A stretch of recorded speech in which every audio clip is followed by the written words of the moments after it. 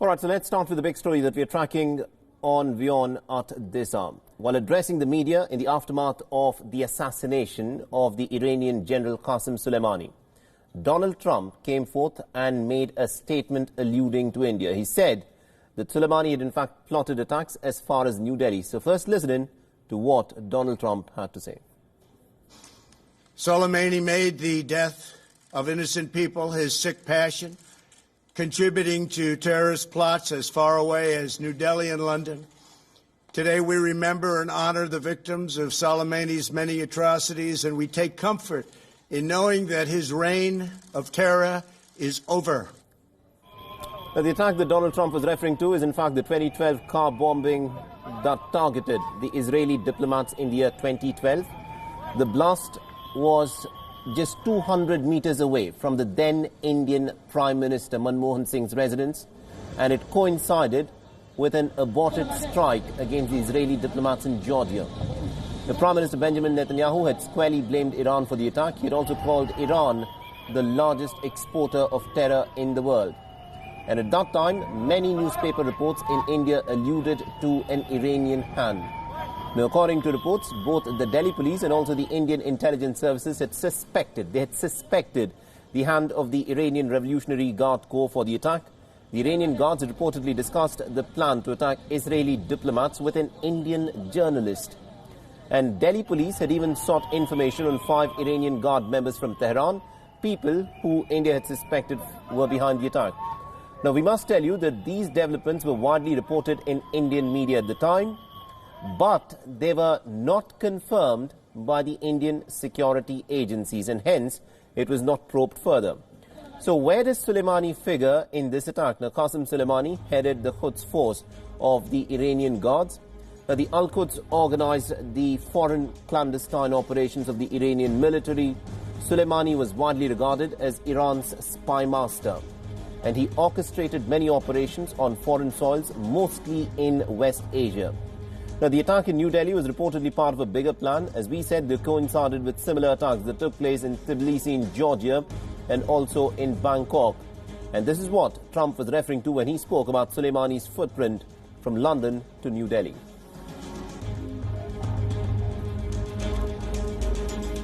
All right, now to add more perspective in terms of what these events actually mean for West Asia and, of course, for the larger world, we're joined in by India's former ambassador to the United States, Arun Singh, who is joining us live from New Delhi. Good morning to you, Ambassador. So let me begin by asking you this. This is such a high-profile target that's been taken out by the United States in Baghdad.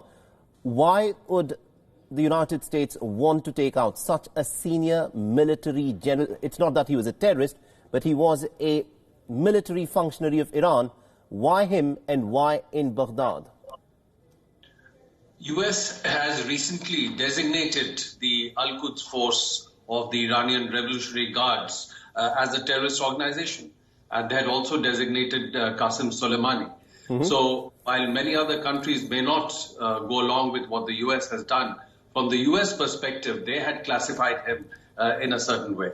And I think going beyond that, once the attack took place at the US embassy in Baghdad, the US establishment, particularly Donald Trump and also Secretary of State Pompeo, would have come under pressure to take some action because in the US psyche, the 1979 siege of the US embassy in Tehran still looms very large.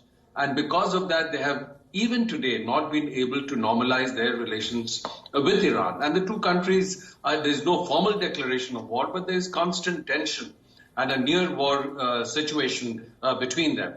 So Donald Trump would have felt that after the siege of the US embassy in Baghdad, he would be criticized for being very weak in terms of the response.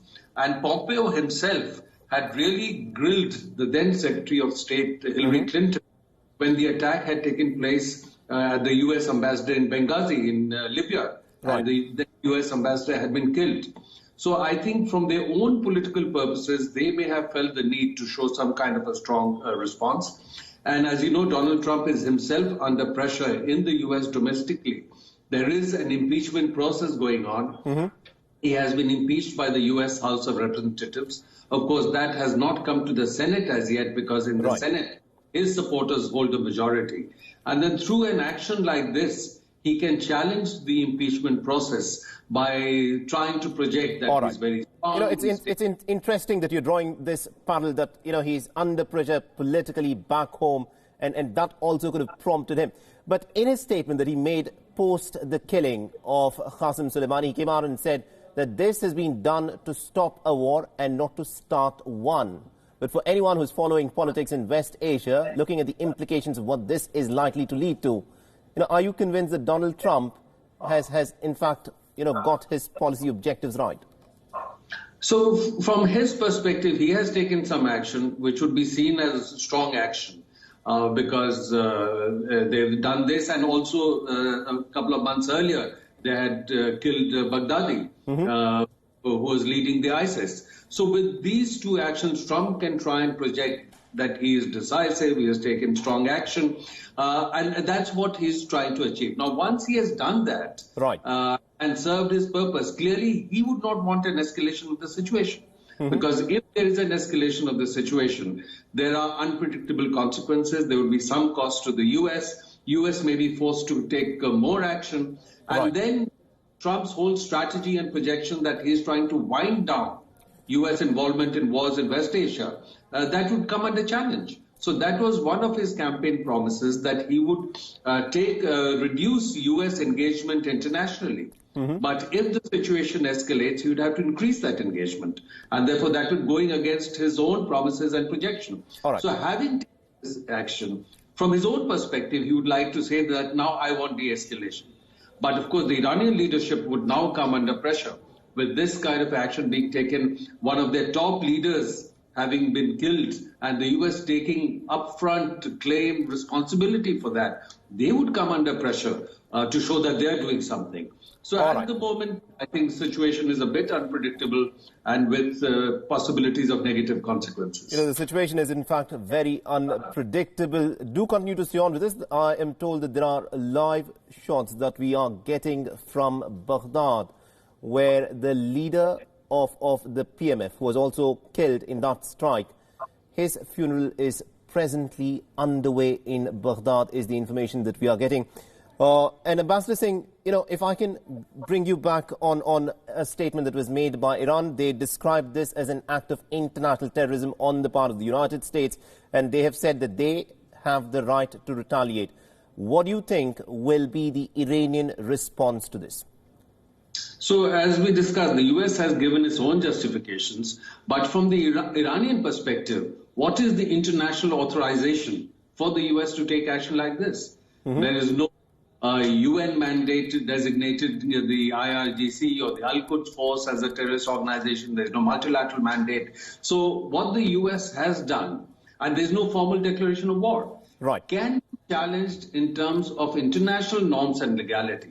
But in terms of U.S.'s own laws and domestic provisions, they can justify it because they have designated Qasem Soleimani and the IRGC. So clearly, Iran also has a point here that there is no international legality for whatever the U.S. may have done, and therefore they would see the U.S. action in a certain way. But the essential fact is that he was the leader of a very, very powerful organization within Iran. He has been described by many as among the most powerful people in Iran, managing Iran's strategies, involvement in its neighborhood, including in Afghanistan, in Iraq, in Syria. And therefore, the Iranian leadership will come under pressure to show that they are doing something. Now, how they deal with that, we'll have to see. Absolutely, indeed. Now, Ambassador, we are getting live shots from Baghdad. This is the funeral of the PMF leader, Abu Mahdi al-Muhandis, who was also killed in that airstrike by the United States. I want you to dwell a bit in terms of how this would play out in Iraq. Now, many of the Iraqis were extremely unhappy with the Iranian influence that Iran was able to exert on the Iraqi government. But now by, carrying out this kind of a high-profile assassination of an important Iranian general and also of one of the PMF leaders who is, credited as being very important in the fight against ISIS, has in some ways the United States strengthened the hand of Iran in Iraq? There are many issues involved here, as you've alluded to, that there is at one level, according to reports, dissatisfaction with the level of Iran's influence and involvement in Iraq. Even the Iranian, the biggest religious leader in Iraq, has been seen as criticizing this kind of involvement of Iran in Iraq. And there have recently been some protests within Iraq against that. At the same time, a lot of people have also been critical of U.S. involvement in Iraq and the kind of destabilization that the U.S. involvement since 2003 has brought about in that country, which led to violence, led to the rise of ISIS and many other factors. So they have been critical of that. But the U.S. action can also be seen, as many Iraqi leaders have argued, as challenging Iraq's sovereignty. Because they have taken certain action within Iraqi sovereign territory and without coordinating or taking approval of the Iraqi government. So there is a challenge to Iraqi sovereignty, which again is something that the people in Iraq, Iraqi leaders, would not be very happy about, and in a sense, that challenges their own authority. And so I think that as a result, there's going to be negative reactions within Iraq to what the U.S. has done. And there are people who also have sympathies towards Iran, including religious sympathy. And the fact that the U.S. has now advised its nationals to leave Iraq, it shows that the U.S. recognizes the dangers that are there for itself, for its own personnel, for its own interests within Iraq, which of course would be a very negative consequence, because the whole involvement of the U.S. in Iraq since 2003 was to try to restructure a polity that would be more sort of willing to work with the United States and partner with the United States on energy issues, political issues. And clearly that is not happening. Absolutely, indeed. And that was an important point that you brought out, because the United States has now issued an advisory asking all of its citizens to leave Iraq. While on the one hand it does that, it is also sending 3,000 more troops to the Middle East for the crisis that is unfolding there. One of the things which a lot of people have criticized Donald Trump for is his incoherent policy for Iran. He started off by walking out of the Iranian nuclear deal. He imposed this strategy of maximum pressure on the Iranians to try and see if Iran would fall in line according to the American wishes. That has not happened. Recently, he came out and said that he's not looking for a war with Iran. He also earlier had said that "Make Iran Great Again" could be a slogan that he would in fact work towards if Iran were to fall in line according to his policies. But now we've seen this high-profile assassination of Qasem Soleimani. Is the incoherence of the American President Donald Trump's policy towards Iran a major issue in the escalation of the crisis here? I would not describe it so much as inconsistency or incoherence in his policy towards Iran as the fact that he has adopted a much harder line policy towards Iran compared to his predecessor, President Obama. And all the steps that you have described are largely a part of that harder line policy. And many would have argued that what we are seeing today was an inevitable product of the kind of hardline policy that he had adopted, because he walked out of the nuclear agreement with Iran. He has imposed maximum sanctions on Iran. And as they've said publicly, they want to cripple the Iranian economy. They want to force Iran to change its policies. Now, Iranians also are a very proud people, and they have a civilizational legacy. The Iranian leadership is committed to what they are trying to achieve for their own country and in their region. So they have not buckled in. And they have faced a lot of hardships. There have been protests in Iran. There have been anti-establishment protests in Iran. But they have stayed with their policies. So with this kind of friction building up, and tensions also building up in the context of Syria, where the Iranian and U.S. policies today are at loggerheads. They are competing for influence within Iraq.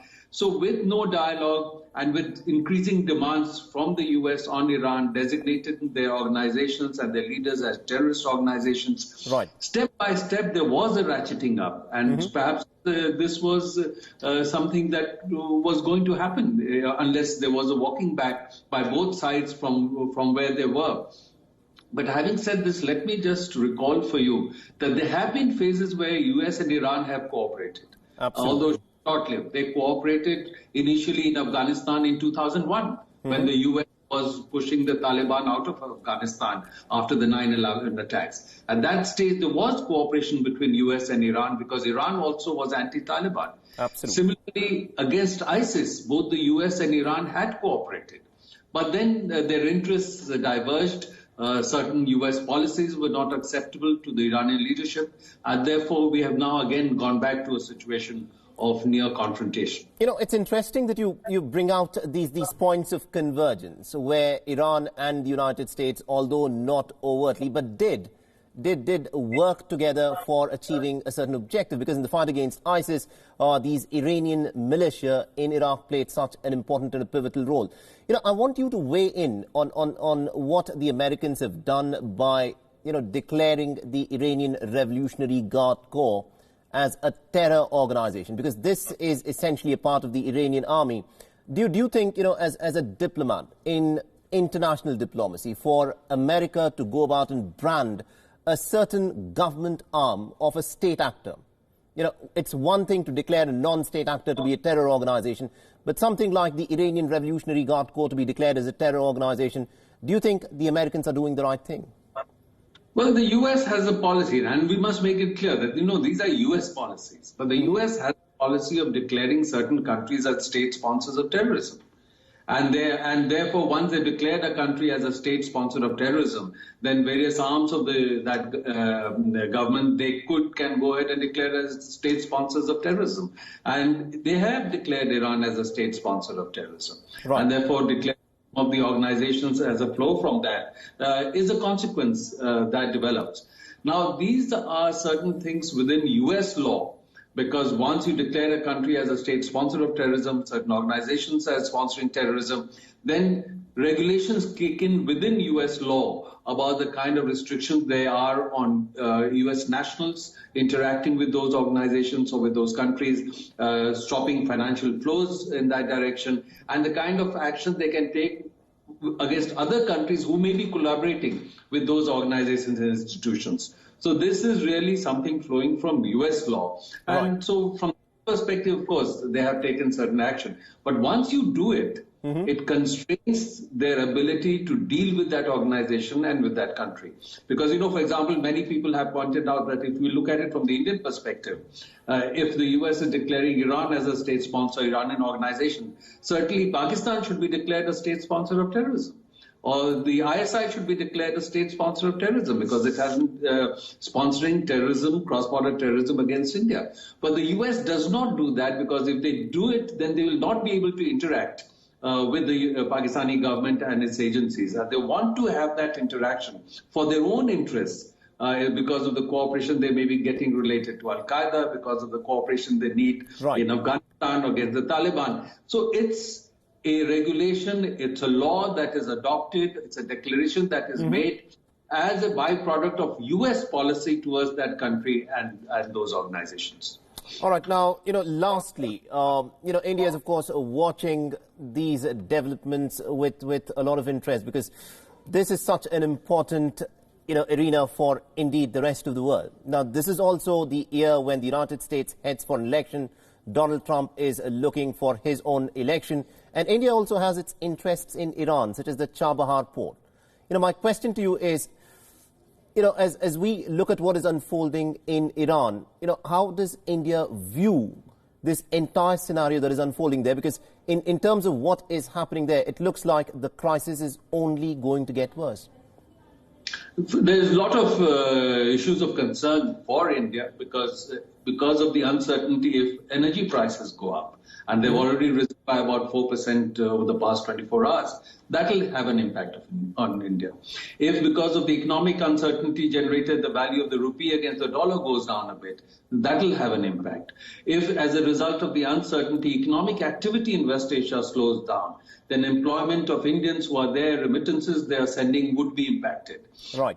Similarly, India uses transit through Iran, through the Chabahar port, to access Afghanistan. Now, if that gets impacted in some way because of uncertainty and instability or any violence that happens in the region, again, it would impact on India's interests. So developments in that region, developments around Iran will have a important bearing on India's interests, and that's why I think we have to watch it closely. Right. And you would have seen that the official spokesman of the Ministry of External Affairs said that we would like a de-escalation of the situation. Absolutely indeed. Now, what happens in this crisis will depend a lot in terms of what Iran now does. But I want you to, weigh in on how the Americans would like to take this forward. Donald Trump is up for re-election. How far do you think you'd like to venture into this crisis? Well, as we discussed, ideally Trump would want that there is no further de-escalation.